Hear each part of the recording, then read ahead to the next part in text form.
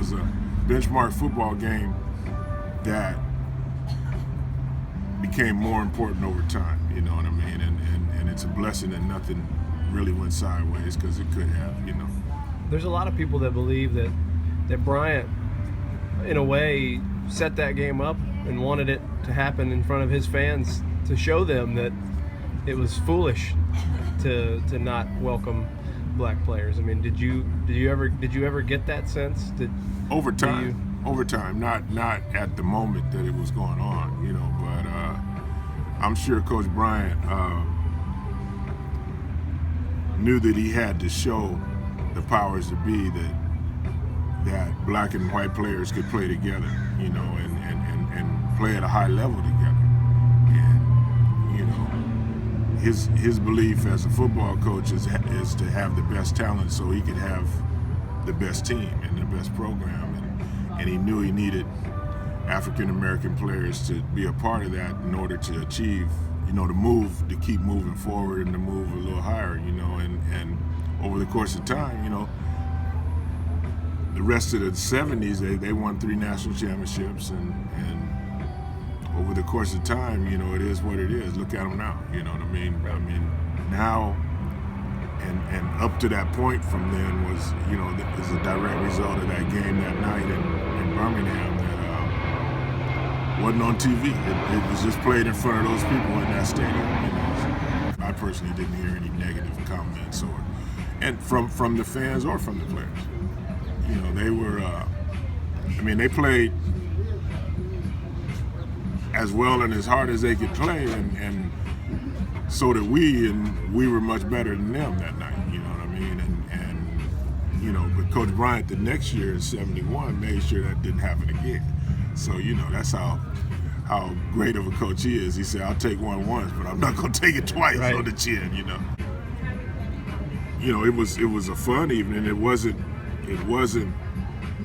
really surprising that it wasn't more difficult than it was. That's what I truly remember. You know what I mean? Yeah.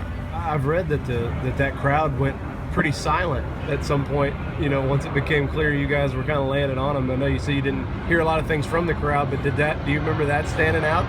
That it got quiet? It did get quiet, but you know, I mean, I was always taught as a player from high school that when you go to somebody else's house, you try to quiet them down, and that's what, you know, I mean, that's what we did, and you know, because they were there witnessing what was happening, but basically what they were witnessing was the future, because they saw what their team and their program was going to be in years to come, and so as shocked as they might have been at that time, I'm sure they have become, you know, to appreciate what happened that evening, because it benefited the University of Alabama and teams in the SEC much more than it benefited us, you know, because we were already integrated, you know, and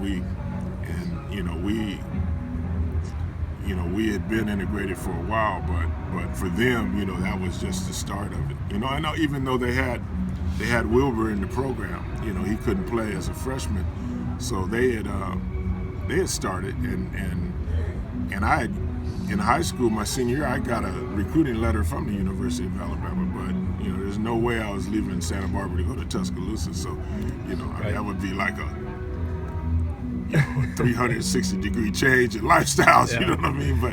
But so they were trying, you know, and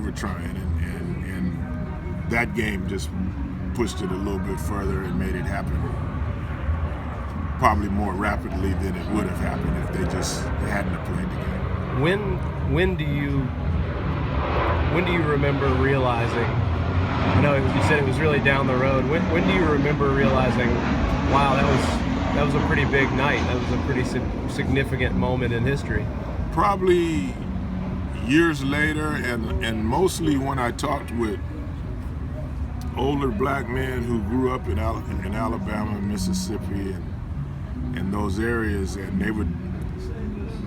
they would always, you know, we'd be talking about football, and they had no idea who I was, and they would bring that game up as, and I would see the sparkle in their eye, and I'd hear it in their voice, and I'm going like, wow, okay, we really did something that even just over time, that's when I realized it, because, and then watching the game itself, college football itself, and seeing how it had changed from that 1970, or from the 70s, I should say.